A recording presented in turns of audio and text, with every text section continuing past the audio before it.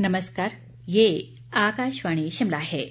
अब आप प्रभा शर्मा से कोविड-19 पर विशेष समाचार सुनिए। केंद्रीय स्वास्थ्य मंत्री डॉक्टर हर्षवर्धन ने विश्वास व्यक्त किया है कि कुछ महीनों में देश के नागरिकों को कोविड-19 का टीका उपलब्ध हो जाएगा। वर्चुअल माध्यम से भारतीय वाणिज्य और उद्योग परिसंघ फिक्की के कार्यक्रम में स्वास्थ्य मंत्री ने कहा कि इस टीके के वितरण के लिए दिशा निर्देश तैयार किए जा रहे हैं।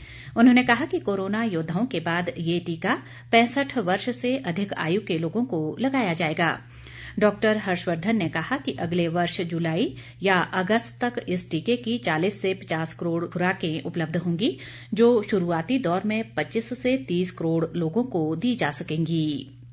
देश में कोविड से स्वस्थ होने की दर बढ़कर 93.6% हो गई है।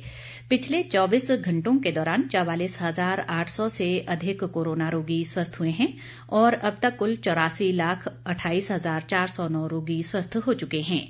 देश में कोरोना के 4,43,794 सक्रिय मामले हैं।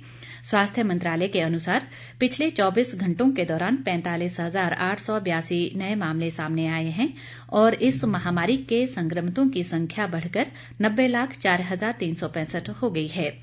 कोरोना संक्रमण से अब तक 1,32,162 लोगों की मृत्यु हुई है।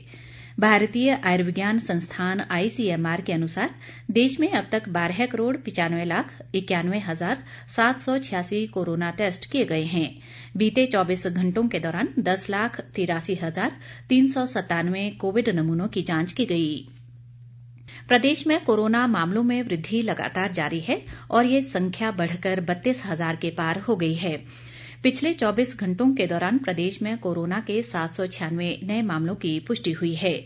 इनमें सर्वाधिक 212 मामले शिमला जिला में सामने आए हैं, जबकि मंडी से 124, कुल्लू से 114, कांगड़ा से 95, सोलन से 73, लाहौल स्पीति से 46, चंबा से 43, हमीरपुर से 31, बिलासपुर से 25, ऊना से 14, सिरमौर से 13 और किन्नौर से 6 कोरोना पॉजिटिव शामिल हैं।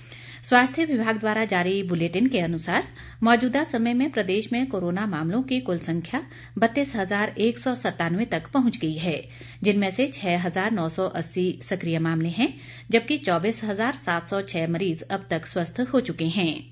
राज्य में कोरोना से अब तक 480 लोगों की मृत्यु हुई है। वर्तमान में शिमला जिले में कोरोना के सबसे अधिक 1,675 सक्रिय मामले हैं। इसी तरह मंडी में 1,382, कुल्लू में 944, कांगड़ा में 725 और सोलन जिले में 588 कोरोना रोगी उपचाराधीन हैं। इस बीच भाजपा नेता व पूर्व सांसद महेश्वर सिंह की कोरोना टेस्ट रिपोर्ट पॉजिटिव आई है। वे कल IGMC शिमला में अपनी नियमित स्वास्थ्य जांच के लिए आए थे, जहां कोरोना सैंपल लेने पर उनकी रिपोर्ट पॉजिटिव पाई गई। महेश्वर सिंह ने पिछले 2-3 दिनों के दौरान उनके संपर्क में आए लोगों से भी अपनी कोरोना जांच करवाने की अपील की है। उपायुक्त कार्यालय धर्मशाला में कल कोविड-19 के 15 मामले सामने आने पर कार्यालय परिसर को 48 घंटों के लिए बंद करने के आदेश जारी किए गए हैं। उपायुक्त राकेश कुमार प्रजापति ने कहा कि SOP के अनुसार कार्यालय में सैनिटाइजेशन का कार्य किया जाएगा और 23 नवंबर को कार्यालय खोला जाएगा। कोरोना संक्रमण के खतरे को देखते हुए हमीरपुर जिला में सरकारी कार्यालयों में होने वाली बैठकों और अन्य सभी आयोजनों में चाय, स्नैक्स और खाना परोसने पर पूर्ण पाबंदी लगा दी गई है। उपायुक्त देवाश्वेता बनिक ने इस संबंध में सभी कार्यालय अध्यक्षों को विशेष निर्देश जारी किए हैं। उपायुक्त ने कहा कि अति आवश्यक परिस्थितियों में केवल बैठक के बाद ही सिर्फ पैक्ड लंच दिया जा सकता है। उपायुक्त ने सभी कार्यालय अध्यक्षों को अपने अपने परिसरों में सोशल डिस्टेंसिंग का विशेष ध्यान रखने और कोरोना संबंधी सभी सावधानियों व दिशा निर्देशों की अनुपालना सुनिश्चित करने के निर्देश भी दिए हैं। ऊना जिला की विभिन्न पंचायतों में कोरोना संक्रमण के पॉजिटिव मामले आने के चलते संबंधित क्षेत्रों को कंटेनमेंट जोन घोषित करने के आदेश जारी कर दिए गए हैं।